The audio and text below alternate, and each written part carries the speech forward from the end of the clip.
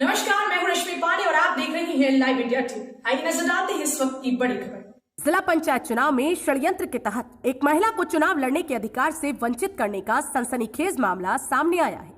जिला पंचायत चुनाव में वार्ड 21 की प्रत्याशी पूनम देवी ने अपने प्रकरण में न्याय के लिए आला अधिकारियों से गुहार लगाई है। उन्होंने कहा कि यदि उन्हें यहां से न्याय नहीं मिला तो मामले को हाईकोर्ट तक ले जाएंगे। प्रत्याशी पूनम देवी को रिटर्निंग ऑफिसर ने डीआईओएस सत्येंद्र कुमार ने इस तर्क के साथ चुनाव सिंबल देने से मना कर दिया कि आपके कागजों की जांच में जमानत राशि की रसीद नहीं पाई गई। बड़ा सवाल यह है कि 18 अप्रैल को नामांकन के दिन उनके कागजों की जांच के बाद ही उन्हें रिसीविंग दी गई, तत्पश्चात नामांकन की अनुमति दी गई।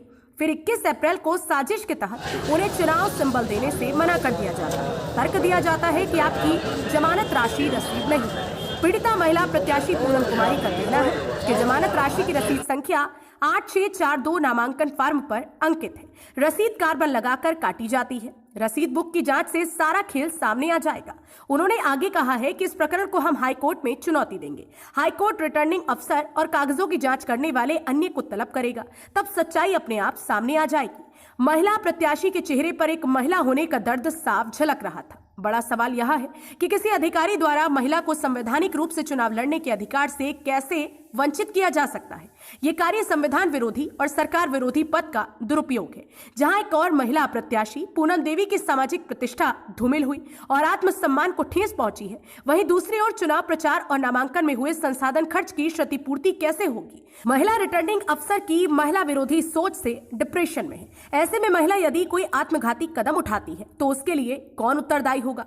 पुरुष प्रधान देश भारत में मोदी और योगी सरकार सामाजिक न्याय के अंतर्गत बेटी पढ़े बेटी बढ़े, महिला को पुरुष के बराबर स्थान, महिला सशक्तिकरण आदि कागजी खोखले साबित हो रहे हैं। सरकार की मंशा को रिटर्निंग अफसर जैसे सरकार विरोधी अधिकारी ही पलीता लगा रहे हैं। यदि समय रहते सरकार नहीं चेती तो ऐसे भ्रष्ट अधिकारियों के विरुद्ध कार्यवाही नहीं हुई तो भविष्य में सरकार को इस अनदेखी की बड़ी कीमत चुकानी पड़ सकती है। देखिए, 18 अप्रैल को हमने अपना 21 नंबर वार्ड से जिला पंचायत सदस्य का पर्चा दाखिल किया, जिसमें मेरे सारे डॉक्यूमेंट्स मौजूद थे। जमानत राशि रसीद, मेरा निवास प्रमाण पत्र, सारे डॉक्यूमेंट्स मेरे मौजूद थे। वहां मौजूद अधिकारियों ने मेरे सारे डॉक्यूमेंट्स को चेक किया। सारे डॉक्यूमेंट्स चेक करके और मुझे रिसीविंग पत्र भी दिया उन्होंने। उसके बाद 21 तारीख को चुनाव चिन्ह मिलना था। हम वहां गए, वहां जाके हम देखते हैं लिस्ट में हमारा नाम ही नहीं है।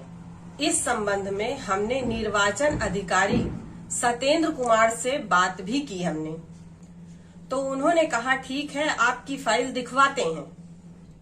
फिर उन्होंने कहा कि आप अगले दिन आइए, आपको चुनाव चिन्ह और आपका लिस्ट में नाम आ जाएगा। फिर अगले दिन हम जाकर मिलते हैं तो वो कहते हैं कि आपकी इसमें जमानत रसीद नहीं है, जिसके कारण आपका चुनाव रद्द किया जाता है। हमने कहा हमारे पास जमानत रसीद की फोटोकॉपी है, क्रमांक संख्या है। फिर उन्होंने कहा इस संबंध में हम कुछ नहीं कर सकते, आप जिला अधिकारी से बात कीजिए। हमने जिला अधिकारी से भी मिलने की कोशिश की कई बार, पर मुलाकात नहीं हो पाई। इसलिए हमने उनको उनके आवास पे प्रार्थना पत्र भी दिए हैं। मैडम, आपको क्या लगता है कि ये सब कैसे हो रहा है? हमें लगता है क्योंकि हमारी जीत सुनिश्चित थी, तो हमारे जो विपक्षी थे, भाजपा के दबंग नेता हैं, उन सब की मिली भगत है और जिसके कारण मेरी ये जमा राशि रसीद गायब की गई। इस संबंध में मैं हाई कोर्ट से न्याय की गुहार लगाऊंगी। मैडम, आपका क्या नाम है? मेरा नाम पूनम देवी है। 12 अप्रैल 2021 को हमने अपने प्रत्याशी पूनम देवी को पर्चा दाखिल करवाया था। और किस चीज का पर्चा? जिला पंचायत सदस्य का नहीं, वार्ड नंबर 21 का नहीं। हाँ। और उसमें हमें 21 तारीख को चुनाव चिन्ह मिलना था। अच्छा। जो 21 तारीख को चुनाव चिन्ह लेने आए तो बोले कि शाम तक लगेगा, आपको चुनाव चिन्ह मिलेगा। वहाँ पे शाम तक हम लोग वेट किया लेकिन नहीं मिला, तो बोले कि नहीं आप अगले दिन आए। तो अगले दिन आए तो उसमें बोले कि नहीं आपका नहीं पर्चा ही, तो रसीद संख्या गायब है। अच्छा। हमने बोला कि रसीद संख्या गायब है, तो हमारे जो डॉक्यूमेंट पहले हम आपको जो रिसीव किया तो उसमें आप चेक नहीं किए क्या? हाँ। उसमें हमारी कौन सी गलती है? हाँ। आपने हमें उसका वो दिया,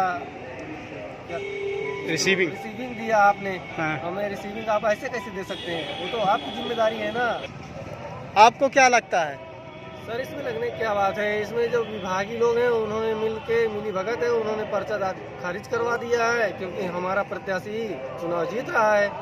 क्या नाम है आपका? हमारा नाम अविनाश कुमार है, मालीपुर महाराजगंज। आप प्रस्तावक हैं? जी सर, प्रस्तावक हैं।